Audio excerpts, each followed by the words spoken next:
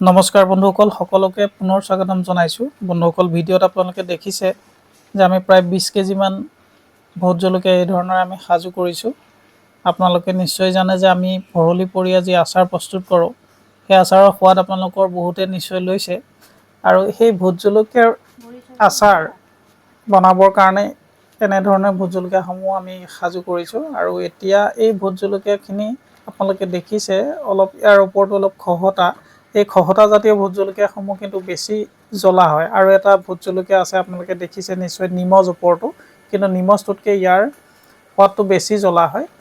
আৰু এনেধৰণৰ ভোট জলকীয়াসমূহ সাজু কৰোঁতে কিছু সময় লাগে। আচলতে আচাৰৰ কাৰণে প্ৰস্তুত কৰিবলগীয়া হয়, খুব সুন্দৰভাৱে ধুব লাগে আৰু ধোৱাৰ পিছত ইয়াৰ যিসমূহ ঠাৰি আছে সেই ঠাৰিসমূহ আঁতৰ কৰিব লাগে। আঁতৰ কৰি পুনৰ ইয়াক আকৌ ধুই শুকুৱাই সুন্দৰভাৱে তাক তৈয়াৰ কৰিবলগীয়া হয়। আৰু ভোট জলকীয়াৰ এনেও আপোনালোকে জানে এটা সুন্দৰ এটা বজাৰ আছে আমাৰ অসমৰ লগতে সম্পূৰ্ণ নৰ্থ ইষ্টত এই ভোট জলকীয়াৰ এটা ডিমাণ্ড আছে। আৰু ভোট জলকীয়া আচাৰ আমি এনেধৰণে সাজু কৰিছোঁ। আপোনালোকে যিসকলে এতিয়াও আমাৰ ভৰলীপৰীয়া ভোট জলকীয়া বা অন্যান্য আচাৰসমূহৰ সোৱাদ লোৱা নাই, নিশ্চয় আপোনালোকে এবাৰ সোৱাদ লৈ চাব আৰু আমাক কমেণ্ট কৰি জনাব যে আপোনালোকে আমাৰ আচাৰৰ সোৱাদ আপোনালোকে কেনে পাইছে।